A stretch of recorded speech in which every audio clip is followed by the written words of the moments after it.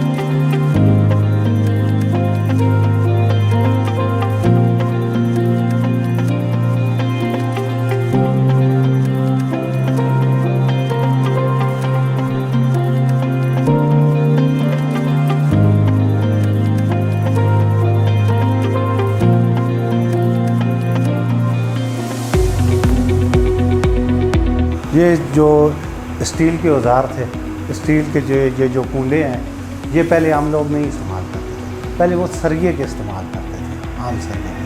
ये इधर ट्रेनिंग पे गए, ये चीज़ें सब हमें पता चली कि इससे सेफ्टी है इंसान की सेहत की, ठीक है। ये सब चीज़ें ये ट्रेनिंग के बाद हमें पता चली।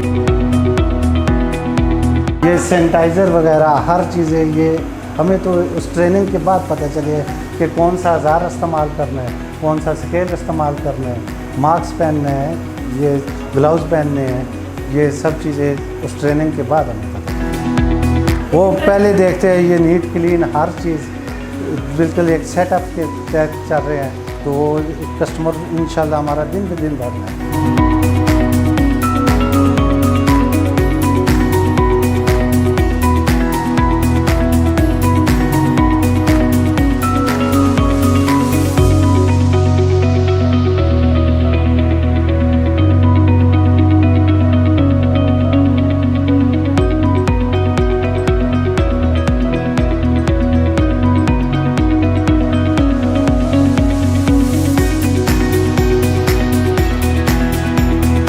गोश्त की पहचान नहीं थी, हमें तो अब्बू भाई ला के देते, ठीक है जी बना लिए।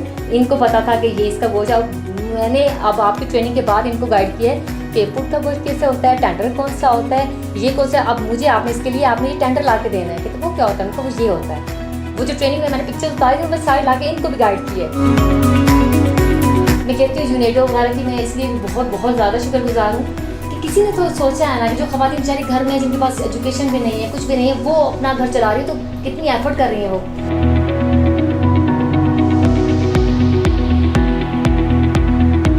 सबसे पहले तो मैडम जब हम आए तो उस टाइम हम हाथों में ये माल लेके जाते थे सुजुकियों में और स्टोर वाले को देते थे। हमें पता भी नहीं था ना क्वालिटी का ना कोई और चीज़ का। बाद में पता चल गया, क्वालिटी भी बेहतर कर दी, मेहनत भी कर दिया, 2-4 रुपये भी लगा दिए, तो आहिस्ता आहिस्ता फिर जो है ना हमारा बेहतरी की तरफ कामज़न हो गया ना।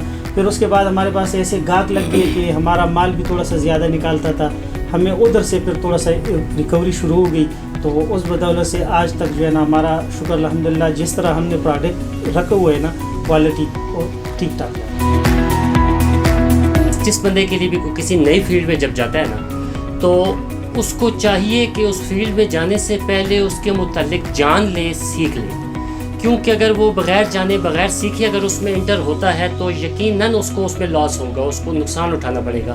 तो जैसा कि ये अपना यूनिडो और पेफेड के जानिब से जो हमें ये एक प्लेटफॉर्म मुहैया किया गया जिसमें माशाल्लाह मीट एक्सपर्ट्स आए, हाइजीन के मुतालिक उन्होंने हमें बताया, पैकेजिंग के हवाले से उन्होंने हमें बताया, तो हमने प्रॉपर ये इनकी क्लासेस ली, इसमें आए, बैठे, सीखा, जाना इससे मुतालिक। और बाज़ तो मालूमात इतनी हैरान कुन थी जिसका इससे पहले हमें इल्म नहीं था। ये पेफेड और यूनिडो के ताउन से जो हमें बताया गया, सिखाया गया कि अगर उसकी निस्बत आप फ्रीजिंग के अमल को छोड़ के अगर आप चिलर में रखते हैं उसको, तो एज़ इट इज़ वो फ्रेशनेस, वो प्रोटीन्स आपको मिल सकती हैं उस गोश्त के अंदर, मीट के अंदर, जो आपकी बॉडी को रिक्वायर्ड है। उसके अलावा हाइजीन के मुतालिक हमें बहुत ज़्यादा मालूमात मिली।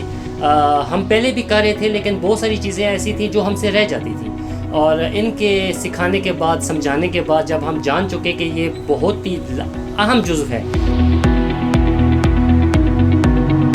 पैफेट के साथ हमारा बहुत अच्छा एक्सपीरियंस रहा है, और मतलब उन्होंने हमें बहुत नई नई चीज़ों से आगाह किया है कि आप लोग इस अपने बिज़नेस में ये भी शामिल कर सकते, ये भी कर सकते। मतलब उन्होंने हमें वैल्यू एडिशन के बारे में बताया है, तो हमें उससे भी मतलब हमें मतलब मीट में बाज़ चीज़ें ऐसी है कि हम उसको ज़ाया कर देते कि ये चीज़ नहीं है। पैफेट की उन्होंने हमें ट्रेनिंग में बताया कि नहीं, ये एक चीज़ भी है, ये आप कर सकते हैं, आप अपने मेन्यू में अपने उसमें शामिल कर सकते हैं कि और काफ़ी अच्छा एक्सपीरियंस रहा है। और मेरी ख्वाहिश है कि आइंदा नेक्स्ट फ्यूचर में भी ऐसी ट्रेनिंग हो ताकि हमारे बिज़नेस को और भी फ़ायदा पहुँचे।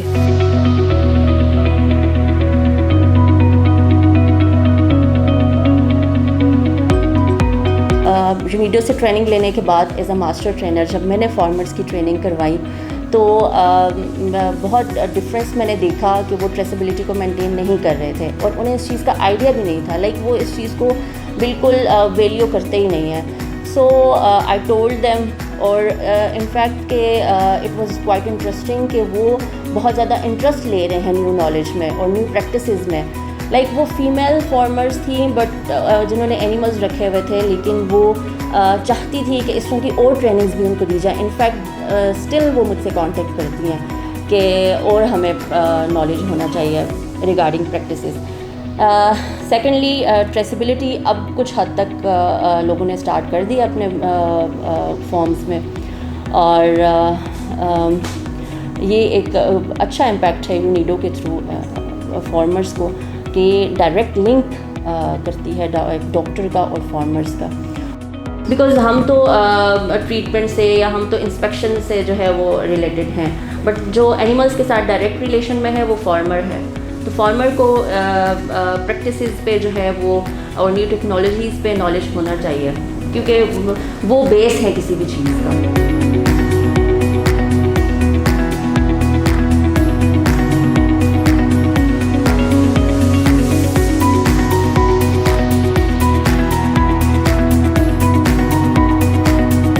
हम पिछले 3 साल से कैटल मीट वैल्यू चेन के प्रोडक्शन एस्पेक्ट पे काम कर रहे हैं कि हम किस तरह प्रोड्यूसर्स को हम उनको इनकरेज करें कि आप मीट प्रोडक्शन में आए। इससे पहले हमारे सेक्टर में ये था कि डेयरी प्रोडक्शन की प्रॉपर फार्मिंग होती थी, लेकिन मीट प्रोडक्शन की प्रॉपर फार्मिंग नहीं होती थी। जो एनिमल्स मतलब दूध देने से रह जाते थे तो वो स्लॉटर हाउस शिफ्ट होकर वो मीट पर्पस के लिए यूज़ होते थे। तो फिर हमने नेशनल विजिट्स किए तो हमें ये पता चला कि अगर कोई स्लॉटरिंग फैसिलिटी यहाँ पे इस्टेब्लिश हो जाए तो हम फार्मर को कनेक्ट कर देंगे स्लॉटरिंग फैसिलिटी के साथ। तो वाइट कॉलर बंदा या जो भी बंदा होगा वो डायरेक्ट स्लॉटर हाउस के साथ कॉन्ट्रैक्ट करके वो ईज़िली उसको सेल परचेज़ कर सकता है। तो इस दौरान हमारी यूनिडो से के साथ हमारा MOU हुआ, तो वो भी luckily cattle meat value chain पे काम कर रहे थे KP में। तो हमने उनके साथ पैरेलल कोइंसाइड किया अपना प्रोजेक्ट, और इसी सिलसिले में उन्होंने एक स्लॉटरिंग फैसिलिटी अहेटी में इस्टेब्लिश करने जा रहे हैं, जो कि ऑलमोस्ट कंप्लीशन के उसमें है। ये इंशाल्लाह जब कंप्लीट हो जाएगी तो हम इसको रेगुलर साइट पे, डिपार्टमेंट के रेगुलर साइट पे लेके आएंगे। इसके लिए स्टाफ हम हायर करेंगे, गवर्नमेंट से हमारी रिक्वेस्ट होगी, बल्कि हमारा प्लान ये है कि अहेटी ही में हमें एक आउटलेट बनाने का प्लान है। यहाँ भी एक आउटलेट हमारा होगा, और पेशावर सिटी में भी हम एक आउटलेट बनाने का प्लान हमारा है। ये हम देखेंगे एक 5-6 महीने या साल के लिए, अगर ये मॉडल हमारा फिजिबल रहता है तो ओके। अदरवाइज़ हमारा ये भी पॉसिबिलिटी है कि हम उसको पब्लिक प्राइवेट पार्टनरशिप पे आउटसोर्स करके चलाएं, क्योंकि ये एक मेरे ख्याल से एक बहुत इन्होंने इनोवेटिव स्टेप लिया है। क्योंकि हमारी मीट वैल्यू चेन में जो मसला था वो स्लॉटर हाउस पे आके हम रुक जाते थे। तो ये एक फैसिलिटी है, इंशाल्लाह हम होपफुल हैं कि ये सस्टेनेबल तरीके से चलेगा और इससे हमारा मीट वैल्यू चेन काफ़ी बेहतर होगा इंशाल्लाह। फूड अथॉरिटी के हवाले से और as a food authority representative और उसके हवाले से मैं ये बात करूँगा कि एक तो इससे इधर केपी में, पूरे ओवरऑल केपी में, और फिर मैं अपने डिस्ट्रिक्ट को रिप्रेजेंट करूँ तो special model type meat shops बने जिनको पब्लिक ने भी बड़ा अप्रिशिएट किया है और फूड अथॉरिटी ने भी बिल्कुल उनको अप्रिशिएट किया, क्योंकि हमारी ये एक सक्सेस है और मतलब हमारी एक ये है कि as a model meat shop हम इनको पूरे समझे केपी में नहीं पूरे पाकिस्तान में भी रिप्रेजेंट कर रहे हैं कि ये हमारी मॉडल मीट शॉप है। और इनको और साथ में जो बचर्स है उन्होंने भी बड़ा अप्रिशिएट किया है और उन्होंने इसमें प्रॉपर्ली हिस्सा भी लिया है और हमें मतलब सपोर्ट भी किया है।